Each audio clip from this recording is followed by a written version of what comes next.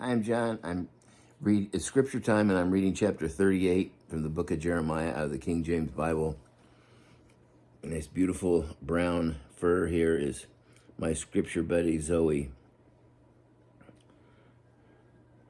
helping me read and keeping my lap warm. 38. Then Shephatiah the son of Mattan and Gedaliah the son of Pashur and Jukal the son of Shelemiah and Pashur the son of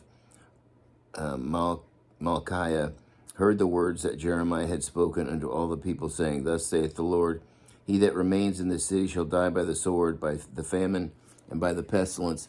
But he that goeth forth to the Chaldeans shall live, for he shall have his life for a prey, and shall live. Thus saith the Lord, This city shall surely be given into the hand of the king of Babylon's army, which shall take it. Therefore the princess said unto the king, We beseech thee, let this man be put to death, for thus he weakened the hands of the men of war that remains in the city, and the hands of all the people, in speaking such words unto them. For this man seeks not the welfare of this people, but the hurt. Then Zedekiah the king said, Behold, he is in your hand, for the king is not he that can do anything against you. Then took they Jeremiah and cast him into the dungeon of Malchiah the son of Hamelech, that was in the court of the prison, and they let down Jeremiah into with cords, and in the dungeon there was no water but mire, so Jeremiah sunk in the mire. Now when Ebed-melech the Ethiopian, one of the eunuchs which was in the king's house, heard that they had put Jeremiah in the dungeon, the king then sitting in the gate of Benjamin, Ebed-melech went forth out of the king's house, and spoke to the king, saying, My lord the king, these men have done evil in all that they have done to Jeremiah the prophet, whom they have cast into the dungeon, and he is like to die for hunger in the place where he is, for there is no more bread in the city. Then the king commanded Ebed-melech the Ethiopian, saying, Take from hence 30 men with thee, and take up Jeremiah the prophet out of the dungeon before he dies. So Ebed-melech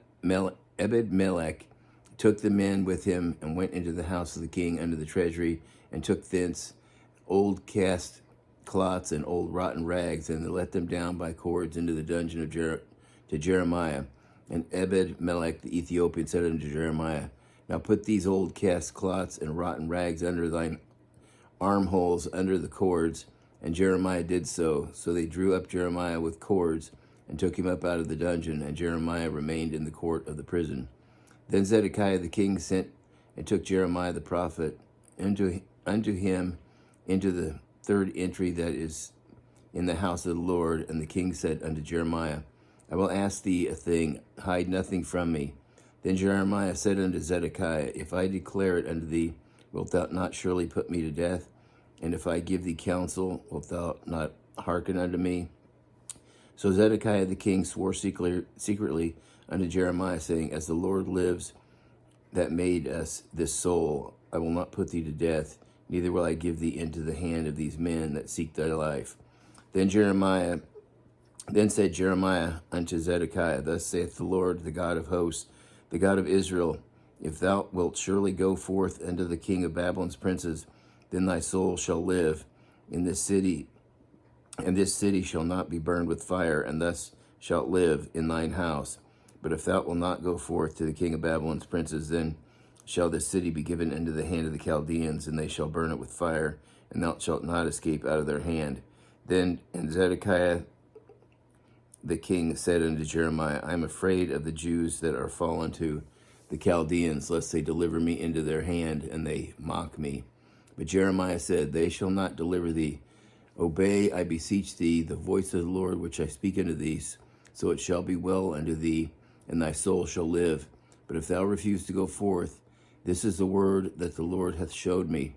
And behold, all the women that are left in the king of Judah's house shall be brought forth to the king of Babylon's princes, and those women shall say, Thy friends have set thee on, and have prevailed against thee.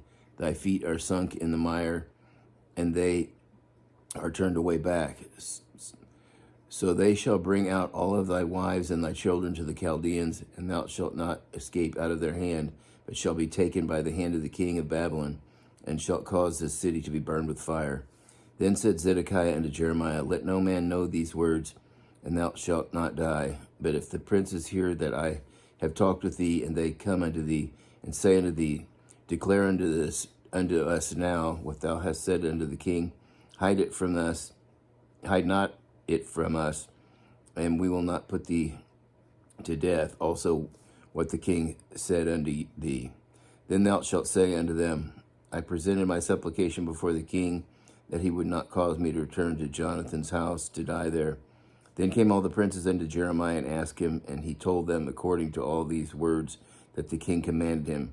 So they left off speaking with him, for the matter was not perceived. So Jeremiah abode in the court of the prison until the day that Jerusalem was taken, and he was there when Jerusalem was taken. Well, that's the end of chapter 39.